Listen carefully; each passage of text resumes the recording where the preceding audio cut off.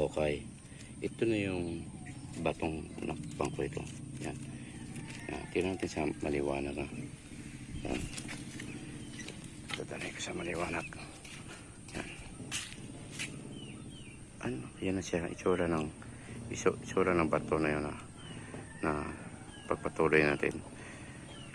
Pag dinudurog mo siya, pag hiwalay-hiwalay siya. Yan. Naghihiwalay siya. Yan. Yan. Sunog na sunog siya sa loob. Yan po. Mga kahukay. Yan. Mag-comment nga kayo kahukay.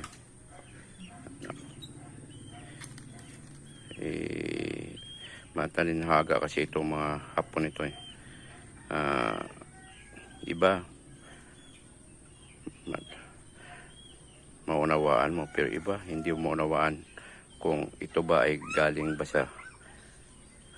to sa kalawakan o ito ba ay pamaraan ng mga hapon, engineer nila. Yan. Kaya kung minsan mga kahukay, naunawaan ko, kung minsan naman hindi, kaya grabe. Kaya katayos mag-comment kayo kung anong klaseng bato ito. Yan. Yan. Yan na siya. Yan.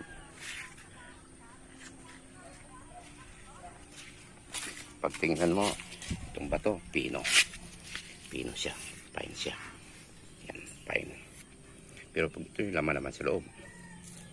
Yan. Yan. Yan. Katiits. Yan. Yan. Itong kabila, pino rin siya. Yan. Pino rin siya. Pero pag kinuha mo yung bato, binasag mo yung bato, katiits, ito na siya. Yan o. Yan. Nagpudpud siya sa loob. Yan. Yan. Hindi yung yan, katigas, diba? Yan, may guhit na na-X na eh, pero hindi expand siya. Yan. Yan, pino siya. Pero pag sa loob, yan ang mixture ng loob niya. Yan, mga katigas.